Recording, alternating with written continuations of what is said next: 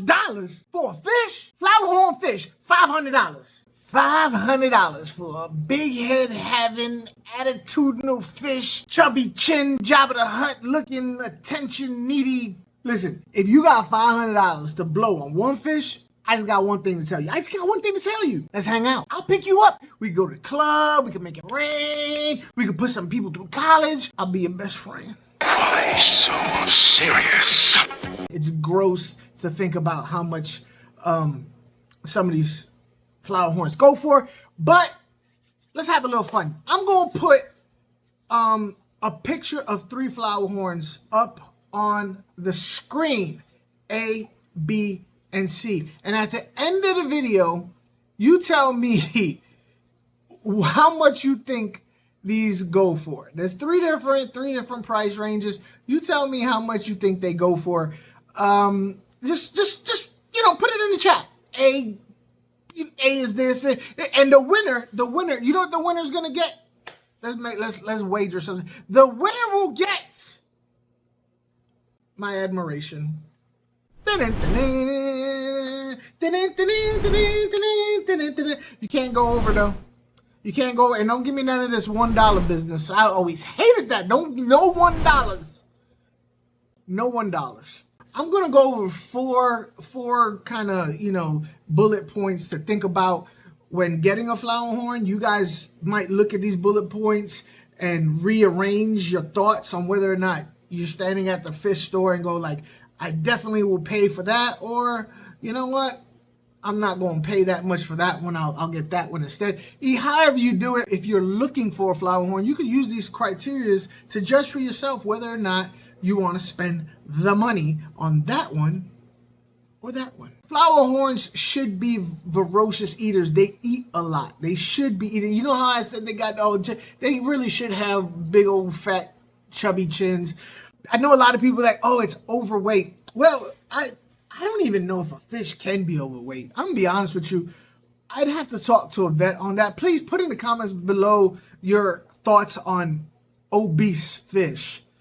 Seeing as how a Flowerhorn is pretty much a man-made fish, granted it's man-made from natural fish, I don't think that there's a set format as to what a Flowerhorn is supposed to look like. Seeing as how none of them breed true, seeing as how it's hard to breed them, how most of the males are sterile. So to say this is what it's supposed to look like, yeah. So I do know that when I say they should have a chubby chin, this is because that's what people look for in the flower. That's the chubby face, the weird flat. That's that whole they're so cute, they're so ugly, they're cute factor that they're known for. So even if it's not quite a looker, you might have a fish that's expensive and it's beautiful and it's bling. Oh my God, look at it. It's a King Kamfa monkey Kamfa, and it has all these names behind it with a whole lot of zeros behind it, and it's not eating. Hell no. Heck no, I'm not getting it. You can spend all that money on a fish that won't eat, it's gonna die. But then you got this other one over here that, meh. But it's eating. So at least you ain't gonna waste your money on a fish that's gonna starve himself to death. At least that's a plus. Color. The expensive Flowerhorns all are brilliantly colored, and they better be for the money that you pay, right? I seriously doubt that anybody who's going to put a Flowerhorn for $500 is not going to be feeding them the best foods they can to bring out their natural color. These Flowerhorn comes from fish that have a lot of color in them. So if you see a Flowerhorn that doesn't have a whole lot of color, that's probably for 2 reasons. One, they're not being fed properly. And when I say fed properly, I'm talking about the foods that will bring out their natural color, or they're living in poor water conditions. Either way, those are 2 things that can be fixed if you take them home, right? So if you see one that doesn't have a big price tag because it's ugly, because it doesn't have good color, well, you can fix that at that lower price tag. Right?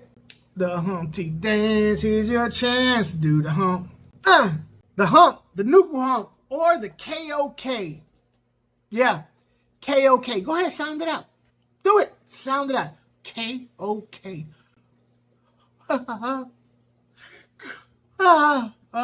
That's what it's called. I don't call it that. A lot of people call it that because it's just like saying the word and being like, I didn't say something bad. This is what it's called. Yeah, there's a nuchal hump. There's a hump. There's a Kok. I've heard people call it a Kok. But no, there's still a huge group of people out there that's just like calling it a... I don't call it that. I call it a KOK or nuchal hump. Anyway, let's talk about the nuchal hump. It's right there. It's the elephant in the room, right? The nuchal hump should be rounded without any bumps and stuff. The nuchal hump is a very fascinating part of the Flowerhorn.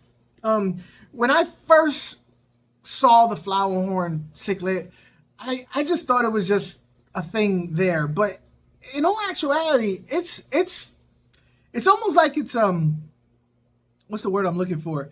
I really cannot explain what the nuchal hump is to the Flowerhorn. It's a part of the body that I don't think any other fish it tells you its mood, it tells you its health, it tells you whether it's happy, it tells you whether it's upset, it tells you if it's malnourished. It's like a health beacon right there on its head. It'll deflate, it'll inflate for different reasons, and all of these reasons, if it's not perfectly round and full, then there's something wrong, right? There's something wrong. It's like a warning sign. Wee, wee, wee. So I think that's pretty awesome about this fish. There's no, I wonder how it feels. I wonder if it's healthy. Well, it's right there. Look. You know what I'm saying? You know. So the nuchal hump is basically a big old, it should be kind of like, what's the word I'm looking for? It should be spongy, right? It should be spongy. It should be smooth. It shouldn't be all knotted up. You know what I mean? And if it is all knotted up, and if it isn't all smooth and stuff like that, that will bring the price of the Flowerhorn down. But like I said, it is a health indicator, right?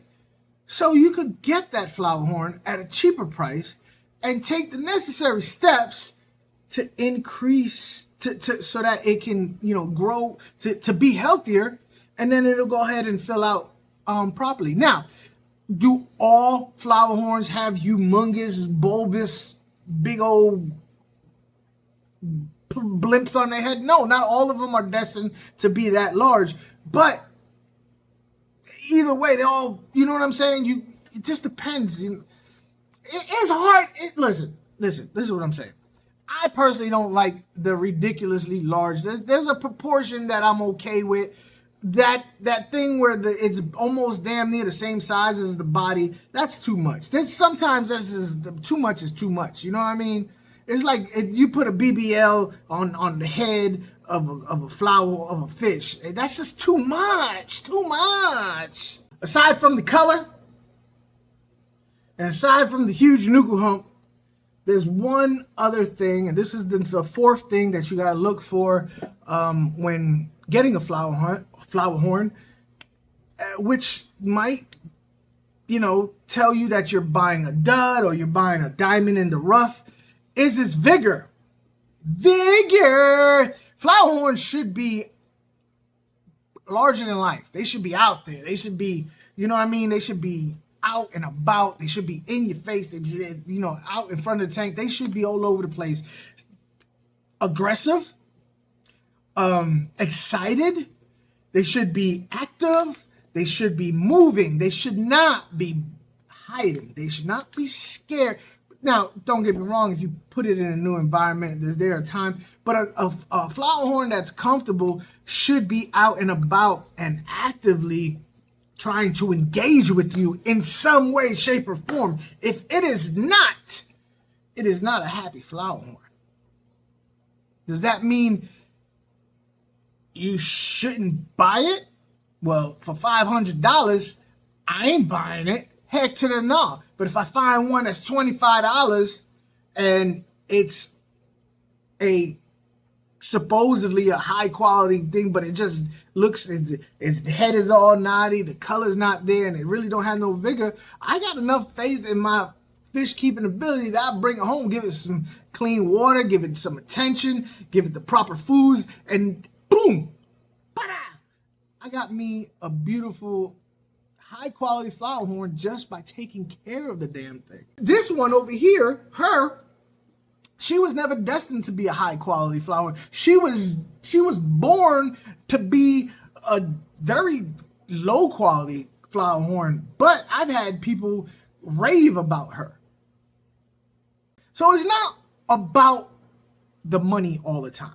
Just because you spend $500 on a Flowerhorn, you just might be throwing it away. You could get a diamond in the rough if you know what you're looking for.